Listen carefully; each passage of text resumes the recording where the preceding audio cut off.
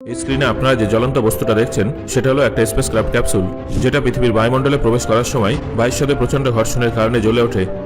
এবার এই মহাকাশ চারির দিকে তাকান, তিনিও পৃথিবীর বায়ুমণ্ডলেই আছেন, কিন্তু সেখানে তাপমাত্রা এত কম যে তিনি বরফে জমে গেছেন। অন্যদিকে এই প্লেনটার দিকে একবার তাকান, এটাও কিন্তু বায়ুমণ্ডলের মধ্যে উঠছে, কিন্তু যখন আপনি এই সব কিছুর থেকে আরও উপরে উঠবেন তখন চারপাশে ধীরে ধীরে গভীর অন্ধকার নেমে আসবে। আপনারা নিশ্চয়ই বুঝতে পারছেন যে একদিকে যেমন আলো আছে, অন্যদিকে তেমন ঘন কালো শূন্যতা আছে। কোথাও মানুষ ভয়ঙ্কর ঠান্ডায় জমে যাচ্ছে, আবার কোথাও একটা মহাকাশযান প্রবল উত্তাপে জ্বলতে জ্বলতে পৃথিবীর দিকে নেমে আসছে। আশ্চর্যের বিষয় হলো, আপনারা এইসব পরিবর্তন পৃথিবী পৃষ্ঠ থেকে মাত্র 100 কিলোমিটার উচ্চতার মধ্যেই দেখতে পাবেন, কিন্তু যখন আপনি 100 কিলোমিটারের উপরে উঠবেন তখন দৃশ্যপট পুরোপুরি বদলে যাবে। সেখানে এমন এক জগৎ শুরু হয় যা শুধুমাত্র বিষয় নয়, এক ধরনের ভয় জাগায়। মহাকাশের গভীরতা আপনাকে এত গভীরভাবে ভাবতে বাধ্য করবে যে আপনি সেটা কল্পনাও করতে চাইবেন না। এখানে সবথেকে বড় প্রশ্ন হলো, মহাকাশে পৌঁছাতে হলে আমাদেরকে কত কিলোমিটার উপরে যেতে হবে? চলুন সেই রহস্যটা এবার জেনে নেওয়া যাক। যেভাবে পৃথিবীর ভিতরে মুখ্য এবং গৌণ স্তর মিলিয়ে 5টা স্তর পাওয়া যায়, ঠিক সেইভাবেই পৃথিবীর উপরেও 5টা স্তর আছে। যদিও পৃথিবীর উপরের লেয়ারগুলো মূলত শক্তিশালী কিংবা তরল না হয়ে ধুলো এবং গ্যাসে ভরা থাকে। এই লেয়ার বা স্তরগুলোর নাম হলো ট্রোপোস্ফিয়ার, স্ট্র্যাটোস্ফিয়ার, মেসোস্ফিয়ার, থার্মোস্ফিয়ার এবং এক্সোস্ফিয়ার। এই নামগুলো শুনতে আপনাদের অদ্ভুত লাগলেও তাদের কাজ সম্পর্কে জানলে আপনারা ভীষণ আনন্দিত হবেন, কারণ তাদের জন্য আপনি এবং আমি বেঁচে আছি। পৃথিবী পৃষ্ঠ থেকে 12 কিলোমিটার উচ্চতা পর্যন্ত এলাকাটাকে ট্রোপোস্ফিয়ার বলা হয়ে থাকে, তবে এলাকাটা কিছু কিছু জায়গায় 15 কিলোমিটার উচ্চতা পর্যন্ত বিস্তৃত। ট্রোপোস শব্দের অর্থ হলো পরিবর্তন, আর সত্যি বলতে এখানে সবসময় পরিবর্তন ঘটে। এখানে আবহাওয়ার পরিবর্তন হয়, মেঘ তৈরি হয়, বৃষ্টি হয়, ঝড় ওঠে এবং কখনো কখনো এখান থেকে রামধনু দেখা যায়। এটাই হলো সেই স্তর যেখানে মেঘ ভাসে এবং বৃষ্টি হয়ে থাকে। বাতাসের গতি এবং দিক এখানে নির্ধারিত হয়, যার ফলে কখনো ঝড় আসে, আবার কখনো ঠান্ডা বাতাস প্রবাহিত হয়ে থাকে। ভূপৃষ্ঠ থেকে 2 থেকে 3 কিলোমিটার উচ্চতা পর্যন্ত বাতাসের গতি স্বাভাবিক মনে হবে, কিন্তু উপরে উঠতে থাকলে অক্সিজেন কমতে শুরু করবে, ফলে শ্বাস নিতে কষ্ট হবে এবং অক্সিজেন সিলিন্ডার ছাড়া বেশিক্ষণ টিকে থাকা কঠিন হয়ে যাবে। এই স্তরে প্রায় 10 কিলোমিটার উচ্চতা পর্যন্ত সাধারণত বিমান ফ্লাই করে। এখানে এত ঠান্ডা থাকে এবং চাপের ঘাটতি থাকে যে এখানে যদি কোনো মানুষকে কোনো সরঞ্জাম ছাড়া নিয়ে আসা হয় তাহলে সে সঙ্গে সঙ্গে অজ্ঞান হয়ে যাবে। পৃথিবীর প্রায় 90% গ্যাস, যেমন অক্সিজেন এবং নাইট্রোজেন, এই স্তরেই কেন্দ্রীভূত আছে। যদি ট্রোপোস্ফিয়ার না থাকতো তাহলে পৃথিবীতে আবহাওয়াই থাকতো না, এমনকি বৃষ্টি, মেঘ, ঝড় কোনো কিছুই থাকতো না। বুধ গ্রহ এবং আমাদের চাঁদের কাছেও যেহেতু কোনো ট্রোপোস্ফিয়ার স্তর নেই, তাই সেখানেও বৃষ্টি এবং অক্সিজেন কোনো কিছুরই অস্তিত্ব নেই। বন্ধুরা, এবার আমরা পরবর্তী স্তরের সম্পর্কে জেনে নেব, যার নাম হলো স্ট্র্যাটোস্ফিয়ার। এটা প্রায় 12 কিলোমিটার থেকে 50 কিলোমিটার উপর পর্যন্ত বিস্তৃত। আপনি এই স্তরে পা রাখলে অনুভব করবেন যে এখানকার পরিবেশ পৃথিবীর নিচের স্তরগুলোর তুলনায় কতটা আলাদা।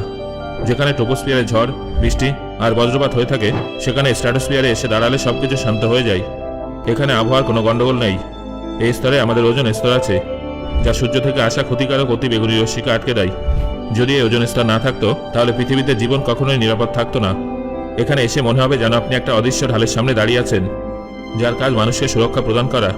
যেহেতু এখানে বাতাস খুব স্থির থাকে এবং আবহাওয়ার কোনো অস্থিরতা নেই, তাই স্তরে একাধিক বড় জেট বিমান এবং সুপারসনিক প্লেন উঠতে থাকে। আপনি ট্রোপোস্ফিয়ারে যত উপরে উঠবেন সেখানকার তাপমাত্রা তত কমতে থাকবে, কিন্তু স্ট্র্যাটোস্ফিয়ারের নিয়ম একেবারেই আলাদা। এখানে আপনি যত উপরের দিকে উঠতে থাকবেন তাপমাত্রা তত বেশি বাড়তে শুরু করবে, কারণ ওজোন স্তর সূর্যের শক্তি শোষণ করে তাপ সৃষ্টি করে। যদি কোনো মানুষ স্পেসস্যুট ছাড়া এখানে পৌঁছায় তাহলে শ্বাস নেওয়া অসম্ভব হয়ে যাবে, কারণ এখানে অক্সিজেনের পরিমাণ অত্যন্ত কম। এর পাশাপাশি তীব্র অতিবেগুনি রশ্মি আপনার ত্বক ও চোখকে পুড়িয়ে দিতে পারে। তবে একটা বিষয় স্পষ্ট যে এখানে দাঁড়িয়ে আপনি আগের তুলনায় অনেক বেশি পরিষ্কার এবং সুন্দরভাবে পৃথিবীকে দেখতে পারবেন। নীল আকাশ ধীরে ধীরে হালকা কালো রং ধারণ করতে শুরু করবে এবং আপনি অনুভব করবেন যে আপনি ধীরে ধীরে মহাকাশের কাছাকাছি পৌঁছে যাচ্ছেন। পরবর্তী অর্থাৎ থার্ড লেয়ারটা হলো মেসোস্ফিয়ার, যেটা 50 কিলোমিটার থেকে 25 কিলোমিটার উচ্চতা পর্যন্ত বিস্তৃত।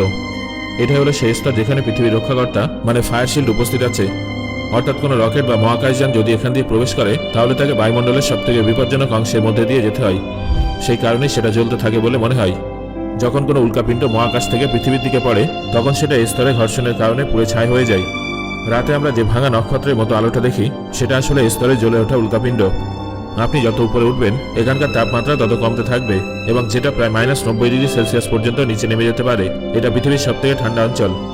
এখানে বাতাস এতটাই হালকা হয় যে শ্বাস নেওয়া অসম্ভব হয়ে যায়, আর শরীর মুহূর্তের মধ্যে তীব্র ঠান্ডায় জমে যেতে শুরু করে।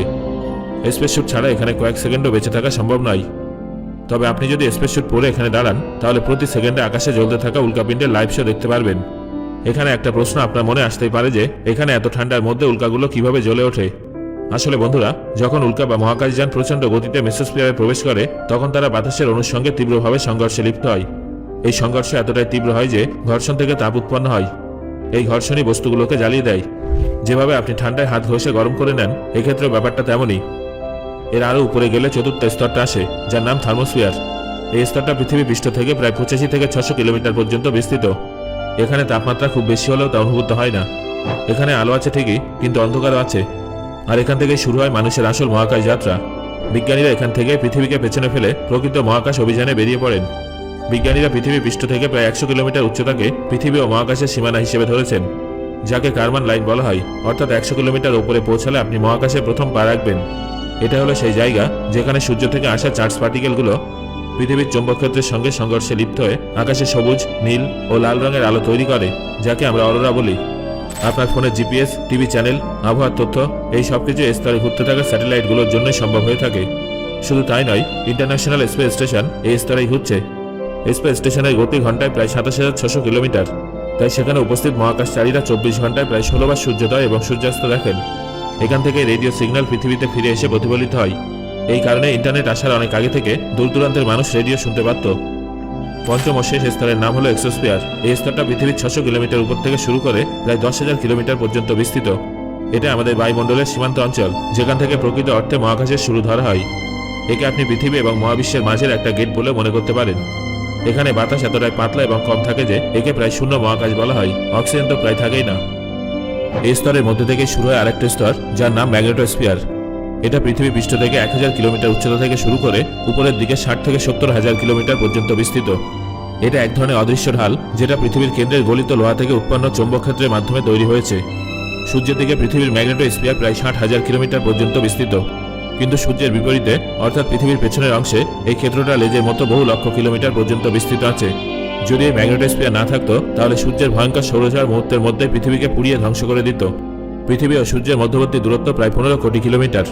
অর্থাৎ পৃথিবী থেকে শুরু করে সূর্য পর্যন্ত কোটি কোটি কিলোমিটার জুড়ে বিস্তৃত এই বিশাল শূন্যস্থানই আসলে মহাকাশ। যদিও এর পরেও আরও বিস্তৃত অসীম মহাকাশ আছে। পৃথিবীর মাধ্যাকর্ষণ বল অনেক দূর পর্যন্ত বিস্তৃত থাকলেও প্রায় 15 লক্ষ কিলোমিটার পর্যন্ত এর প্রভাব সবথেকে গুরুত্বপূর্ণ। এই সীমার মধ্যে থাকা যে কোনো উপগ্রহ বা বস্তু পৃথিবীর মাধ্যাকর্ষণের টানে আকৃষ্ট হয়। কিন্তু 15 লক্ষ কিলোমিটার পার হওয়ার পর সূর্যের মাধ্যাকর্ষণ বল সেই বস্তুর উপরে বেশি প্রভাব ফেলতে শুরু করে। তবে এই 15 লক্ষ কিলোমিটার দূরত্বের মধ্যে এমন একটা বিশেষ স্থান আছে, যেখানে না পৃথিবীর না সূর্যের মাধ্যাকর্ষণ কাজ করে। যদি সে স্থানে কোনো বস্তু রাখা হয়, তাহলে সেটা সামনে এগোবেও না, আবার পিছবেও না, স্থির অবস্থায় ভাসতে থাকবে। এই কারণে নাসা জেমস ওয়েব টেলিস্কোপকে পৃথিবীর থেকে প্রায় 15 লক্ষ কিলোমিটার দূরে ওই জায়গাতে স্থাপন করেছে, যাতে আমরা মহাবিশ্বের সবথেকে পরিষ্কার এবং সূক্ষ্ম ছবি দেখতে পারি এবং ব্রহ্মাণ্ড সম্পর্কে আর অনেক কিছু জানতে পারি।